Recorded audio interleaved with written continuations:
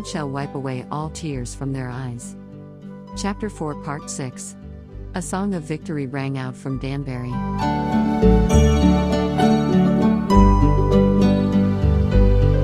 My husband and I were well aware of the many who opposed us. The charge of brainwashing was a recurring accusation. Scurrilous criticism always followed my husband and me. But such is the story of God's history, and we understood why. The movement against us in the United States reached its crescendo in the late 1970s.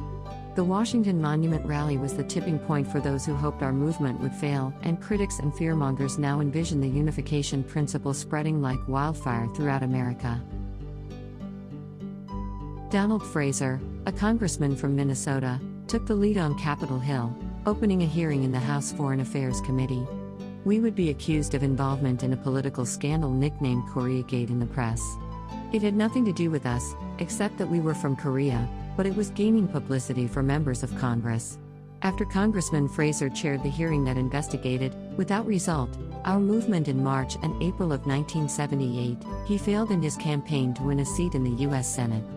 In 1980, however, he became mayor of Minneapolis, and he later signed a proclamation welcoming my husband and me to that fair city. With a congressional committee coming up empty-handed, those who wanted to convict my husband of something, anything, asked the Internal Revenue Service to investigate us. Beginning in the late 1970s, our church was subjected to a full IRS audit. We opened our books, confident that we had done nothing wrong. For 2 years, we even provided a private office for an IRS team in our Manhattan headquarters building. I have lived a life of sacrifice and service for America and the world, Father Moon declared publicly. I have nothing to be ashamed of. This case is the result of racism and religious prejudice. Although Father Moon had done nothing wrong, early in 1982, the U.S. District Attorney in the Southern District of New York, on the third attempt with a grand jury, finally succeeded in lodging charges of tax evasion against him. Our lawyer knew that the newspapers and television stations' persistent attacks on our movement rendered it impossible to convene an unbiased jury of New York City citizens. Also, it would be hard to seat a jury that could understand the complexities of such a tax case. Father Moon therefore requested a bench trial, but the court did not accept this motion. In pleading their case, the government lawyers confused everyone in the courtroom, no one more than the members of the jury. On May 18, 1982, the jury handed down their verdict. My husband was found guilty of owing a total of $7,300 in taxes accrued over a 3-year period, nearly 10 years prior. It is routine for people who underpay their taxes by far greater amounts to simply pay a fine. But for Father Moon, an evangelist from Korea? The judge pounded his gavel and pronounced his decision: I sentence you to 18 months in prison and a $25,000 fine. Upon this announcement, my husband immediately stood up, smiled, and walked across the courtroom, with his hand outstretched, to shake the hand of the government's lead prosecutor. The lawyer was startled. He turned his back on my husband, stuffed his papers in his briefcase, and walked out of the courtroom. American churches were paying close attention to our case. Holding church funds under the name of the pastor was common practice for them, and this became the basis of the accusation against my husband. If my husband were sent to jail, they could be next. When Father Moon was pronounced guilty, they rose up. With one voice, the National Council of Churches, United Presbyterian Church in the USA, the American Baptist Churches in the USA, the African Methodist Episcopal Church, the Unitarian Universalist Association, the Southern Christian Leadership Conference, the National Conference of Black Mayors, the Church of Jesus Christ of Latter-day Saints, the Catholic League for Religious and Civil Rights, the National Association of Evangelicals, and many others called the decision an obvious oppression of religion. With them in our ranks, we founded the Coalition for Religious Freedom and Minority Alliance International, which organized rallies throughout the country to protest the verdict. Conscientious people of all denominations and political views recognized oppression when they saw it, and demonstrated on behalf of liberty. On the foundation of this bipartisan support, we submitted an appeal to the United States Supreme Court. To our great disappointment, in May 1984, the Supreme Court washed its hands of it, thereby affirming the sentence. My husband's response? It is the will of God. He was not concerned about going to prison. He had already turned his fate into the next step of God's plan to awaken America from spiritual death. He was incarcerated on July 20, 1984, at the Federal Correctional Institution in Danbury, Connecticut. This whole affair was not about taxes. It was about the world's most powerful nation having a panic attack over the growth and influence of our movement. It was a misuse of governmental and media power induced by fear and ignorance. But God always works in mysterious ways. The Christian community united with us as it never had before. Major clerics were outraged that what could be characterized as an administrative mistake could be punished by 18 months in prison. Thousands of clergy throughout the United States protested. Hundreds spent a week in Washington, D.C., and the Common Suffering Fellowship. They studied the principle and America's tradition of religious freedom, visited their congressional representatives, demonstrated outside the White House, and proclaimed that when the government threw Father Moon in prison, it had thrown them in there as well. Besides supporting this domestic ecumenical activism, Unification Church members around the world prayed unceasingly. Having no experience of the earliest years in Korea, they could not digest the reality that the Lord would be in prison. My husband and I comforted them. From now, a new world will begin, Father Moon counseled our members, our family and me. Now, not only America, but all humanity will be with us, and the drumbeat of hope will sound throughout the world. July 20, 1984, is a day I wish I could erase from history. On that day, my husband left our home and was incarcerated in Danbury prison. As we departed at 10 o'clock that evening, he gave words of hope and encouragement to our members who had gathered at Belvedere. With several members, we drove to the prison. I was resolved not to reveal my emotions. Father Moon had asked the members to dispel their anger and sadness. "Do not cry for me," he told them, "pray for America." A feeling of deep darkness descended as we watched Father Moon enter the prison. We stood for a long time at the entrance, as if my husband might just turn around and come back out. With a deep sigh, I consoled everyone and we turned and walked away. My husband was embarking upon an unfair prison term in a foreign land, and I knew that I had to forgive the people who had put him there. It was our opportunity to practice our movement's most fundamental tenet: love your enemies and live for their sake. Sacrificing oneself, even in the face of death, and going even further to forgive and love those who accuse and deceive, is what we came to call the Danbury spirit. The Danbury spirit is to give and give even after everything has been taken away, to forgive those involved, then to persevere, knowing something greater is bound to occur in accord with the heavenly will. The road was dark on our nighttime journey home. My experiences during the more than 10 years of living in the United States had been more numerous than the pebbles along a riverbank. There were the speaking tours in which we had traversed the continent, there were the path-breaking conferences that reshaped the world of scientists, professors, theologians and clergy, there was the youth with boundless energy welcoming new life in God's love. That road had been strenuous but incredibly rewarding and, in that light, my husband's imprisonment was a painful pill to swallow, a heavy cross to bear. As a wife, I also was dealing with personal pain. My husband was nearing 65 years of age and facing prison life by himself in the United States, barely knowing the English language, would not be easy. It had not been so long since I had given birth to our 14th child. I had been with my husband every time he appeared in a courtroom, before a congressional panel, or speaking to our members. And now this. It was very hard on my mind and body. Amid all this, I had to fill the leadership vacuum created by his absence. My husband knew my thoughts and focused himself, and me, and our movement, on the way forward. The first thing the next morning, there he was, on the phone. "Share these words with the members," he told me, "ignite the signal fire for Christianity according to the call of God." I shared his words with our leaders and members. Energized by my husband, I knew what we had to do. "Now God has given us our next opportunity," I told them. "We must achieve what we are called to do, on the foundation of all we have accomplished so far. Through constructive activity and sincere spiritual conditions, God's heart will be moved. Our sincere devotion will bring Satan to surrender. Now is the time. History will record this as the welcoming of a new age." There is a saying that when it rains, it pours, and indeed, on my path forward, almost before I could catch my breath, I ran headlong into another unexpected misfortune. A core leader of our movement, who had pioneered the principle in America and who had actively defended my husband and me in the United States, suddenly went missing. We soon learned that Dr. Bo Hai Pak had been kidnapped and was locked up in a cellar somewhere in New York City. His captors declared themselves ready to kill him.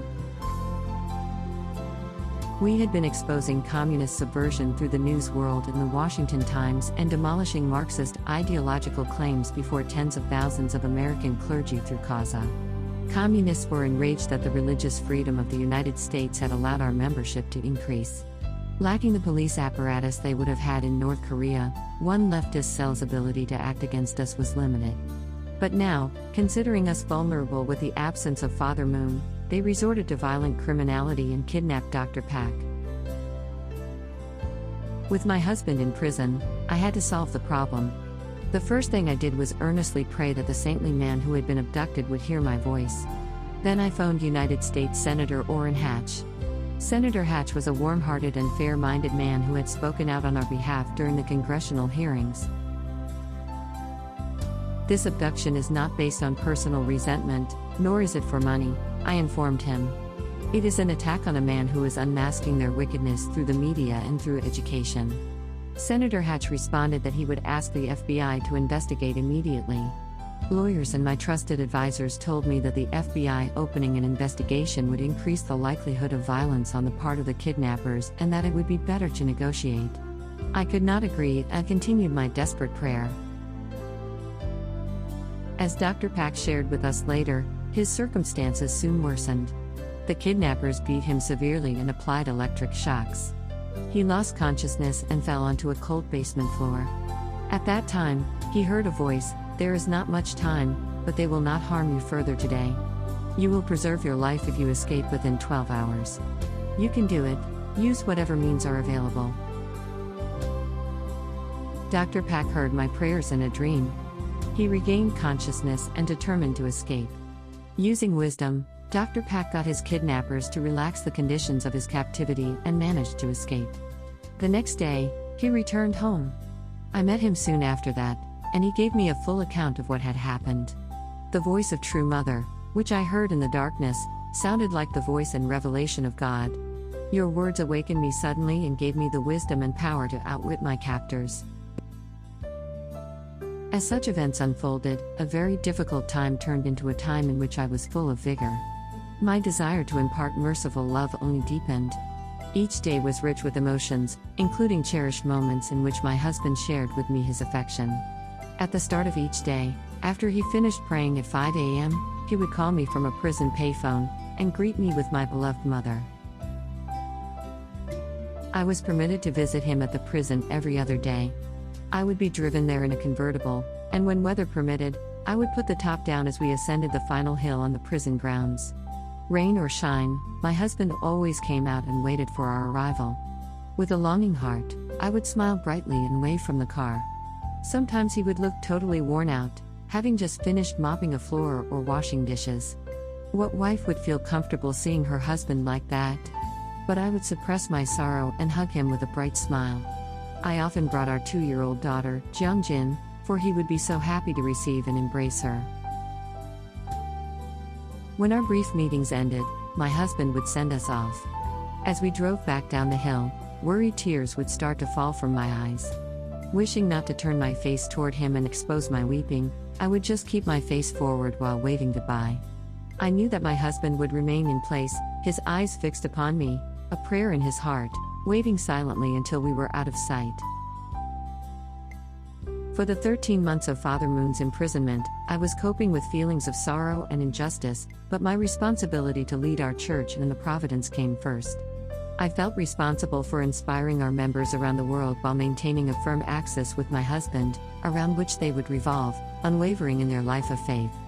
With God's intervention, we actually enjoyed a sense of stability. When my husband was imprisoned, media professionals around the world gossiped and cynically predicted that the Unification Church would disappear. Some members of the media seemed to be anxiously waiting for that to happen, hoping to proclaim happily, "We told you so." The Unification Church is an empty shell cracking like an egg with nothing inside. Its so-called believers are heading for the hills. That did not happen. Quite the opposite, the number of our members and allies only increased. People understood that the US government had sent Father Moon to serve an unjust prison sentence for the crime of dedicating his life for the salvation of humanity. In their innermost hearts, all people cherish religious freedom. Despite Father Moon's incarceration, our global work for peace continued. The 13th International Conference on the Unity of the Sciences, ICUS, was scheduled to convene within a month of his imprisonment. For more than a decade, this annual meeting had brought scientists from around the world to discuss the unity of the sciences centered on absolute values.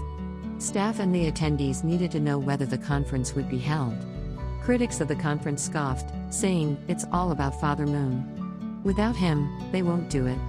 Ignoring this, I simply said, "We will certainly hold the conference," and the preparations continued. On September 2, 1984, our International Cultural Foundation conducted the 13th ICUS in Washington, D.C.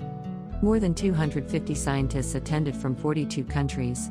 I met and greeted them one by one, and took the podium to read the founder's address with confident resolution. Even though its founder was absent, the conference was a success. Scientists expressed gratitude and the staff members were happy. Everyone could see that this movement is of God and does not depend upon one individual. The progress of our international conferences did not end there. In the summer of 1985, the Professors' World Peace Academy, PWPA, was scheduled to convene a global congress in Europe. Once again, I heard about the worries of the planners and participants, and I guided them as before. We will hold it as planned. Geneva, Switzerland was the conference venue. Dr. Morton Kaplan, a renowned political scientist at the University of Chicago, was the president of PWPA. He sought my husband's advice about the conference and met us at Danbury to receive it. Those days, my husband, even from prison, was acting on heaven's guidance to halt the advance of communism at America's doorstep in Nicaragua.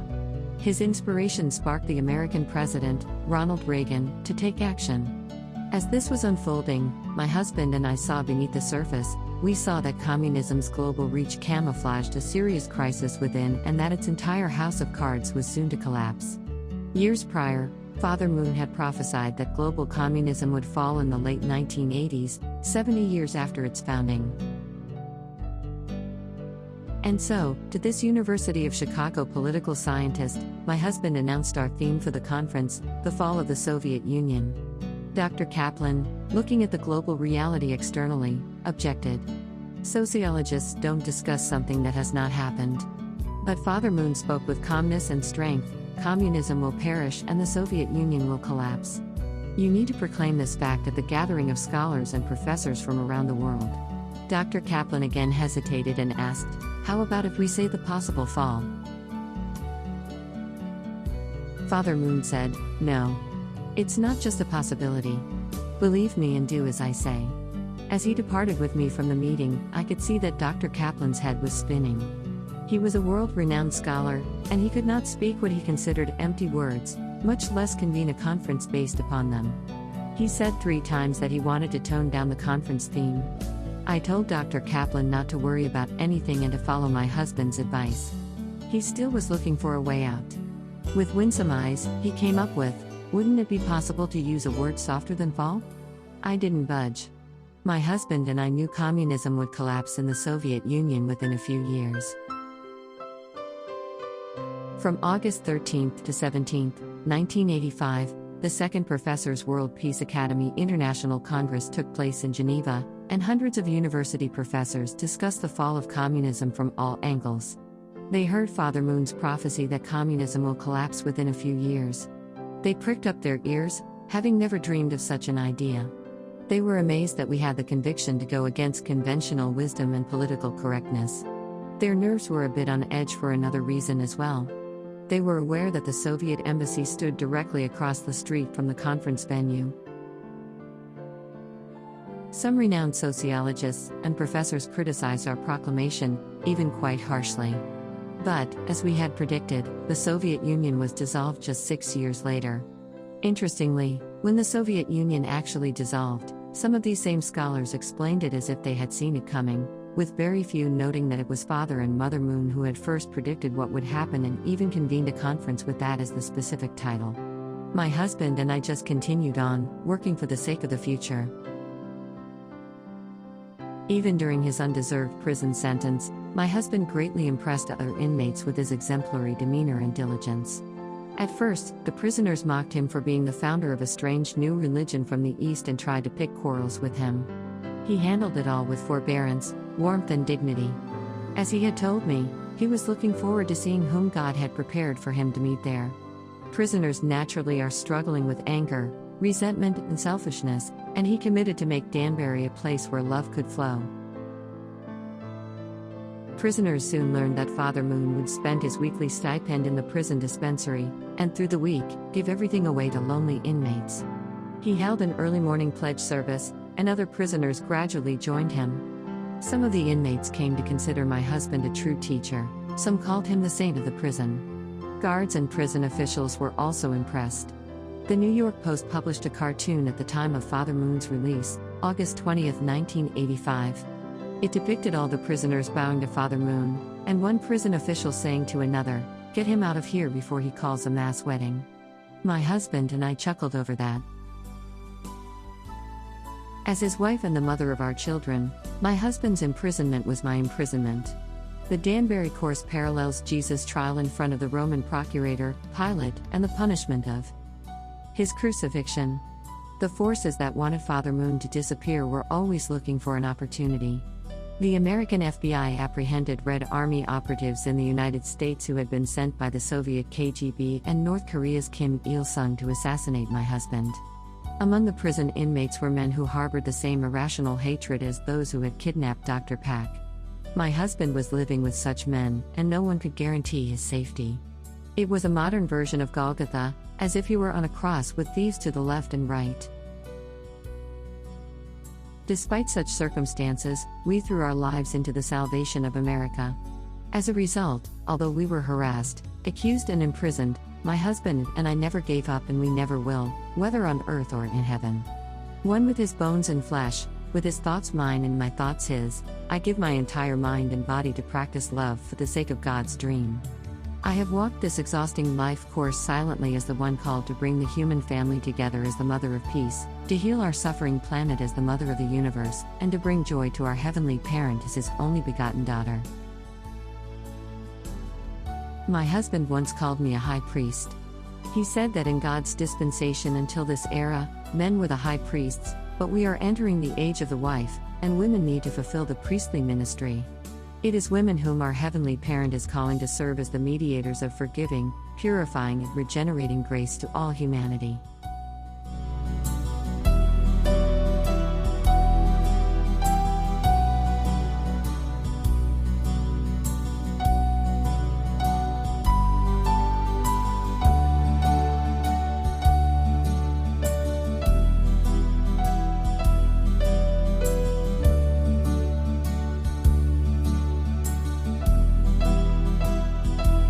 Mother of Peace. And God shall wipe away all tears from their eyes. Chapter 4, Part 7. I will not leave you as orphans.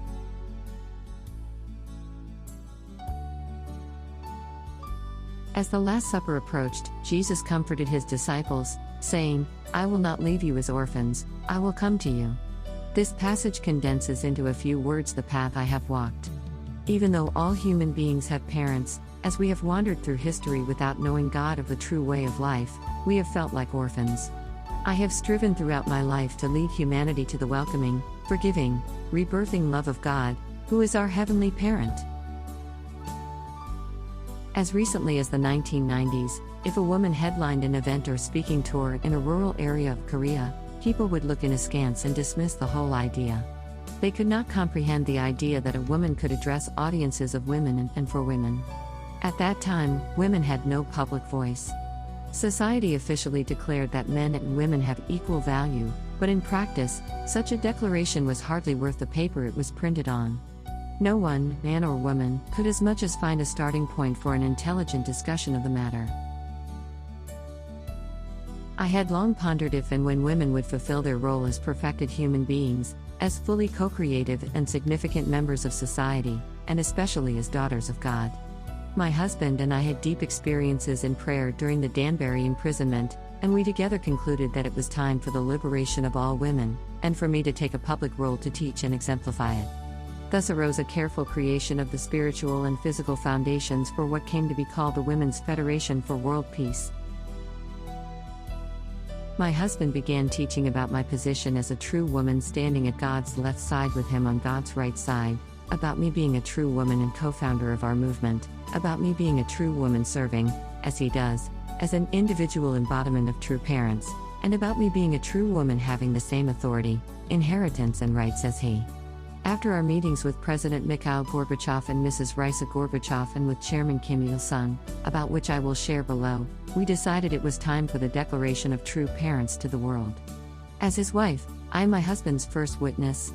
And as my partner in the love of Heavenly Parent, he was the first to advocate that I reach the world with our message of peace. My husband and I founded the Women's Federation for World Peace. After its inaugural rally at the Olympic Stadium in Seoul in April 1992, about which I will also speak below, I held a series of events to launch Women's Federation chapters in 40 Korean cities. I spoke on the theme, Women will play a leading role in the ideal world. We wondered what would be the turnout for these events and were gratified that every venue was filled to capacity. Although the speech focused on women, many men attended as well. I saw the era of women that my husband and I were advocating taking shape before my eyes. When the Korean speaking tour was over, we planned a speaking schedule for me to launch the Women's Federation in Japan. Japanese women need to hear these words, too, I told our logistics team. True, they replied, but you speak Korean, and through the interpreter, the original meaning will not be fully conveyed. I agree, I said, with a follow-up, then I shall speak in Japanese. When my husband heard about this, even he wanted to talk it over. It would be much easier to use an interpreter.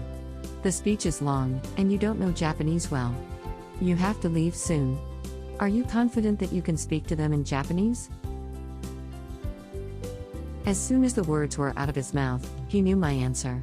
I didn't need to say anything. I practiced the speech in Japanese for a few days, my motivation being that the Japanese people should not remain orphans. I was determined to explain to them, in their language, the reality that we all have been orphans, and that today, through true parents, we can become children of our Heavenly Parent.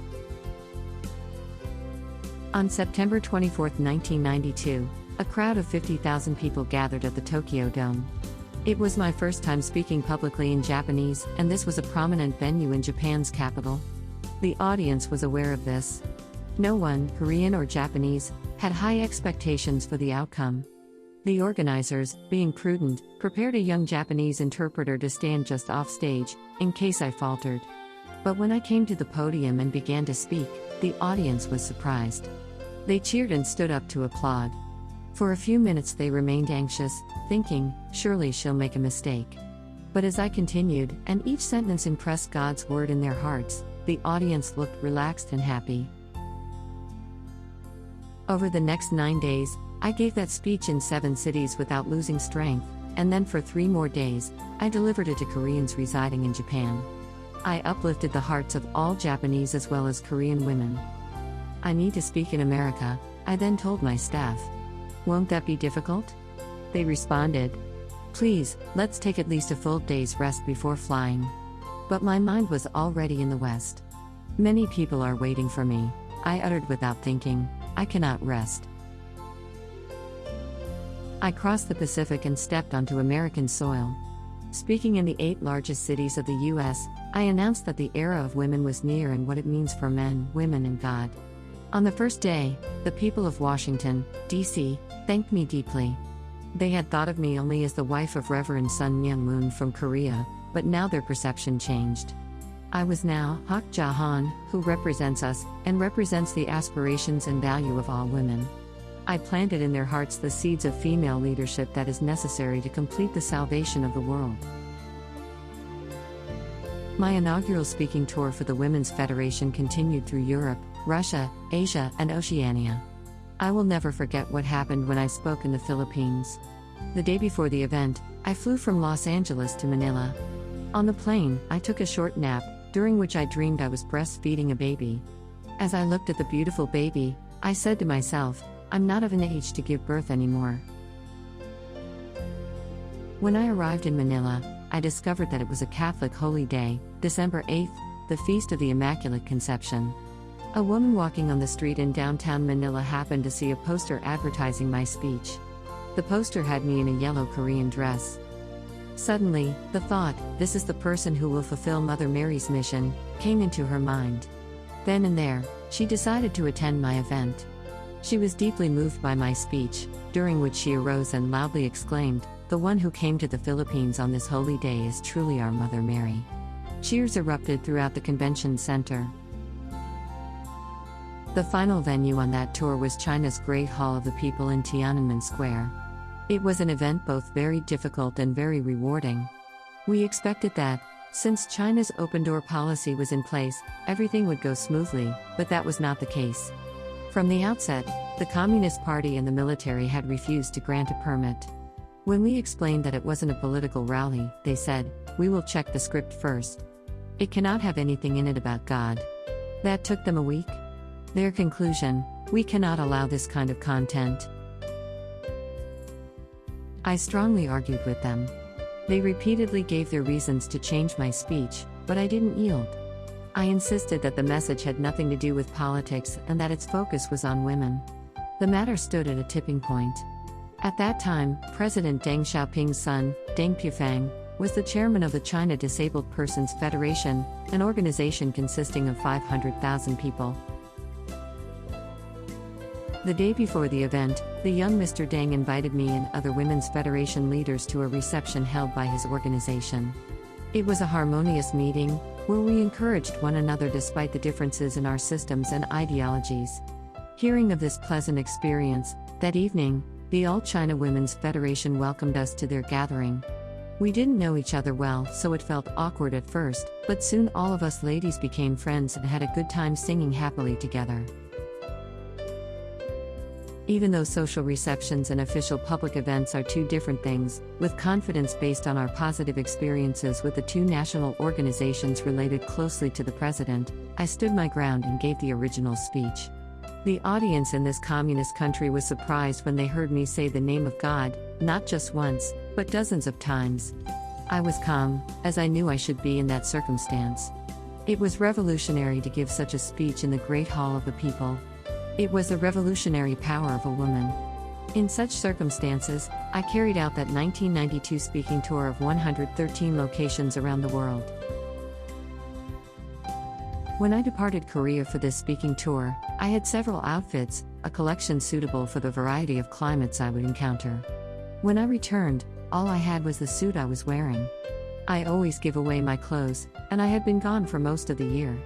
When my husband welcomed me, his first words were, "You did a good job." Then, glancing at my hands, out of the blue, he asked, "By the way, where's your wedding ring?" I looked at my hand. Only then did I remember it was gone. "I don't have the ring," I said. "I must have given it to someone." "To whom did you give it?"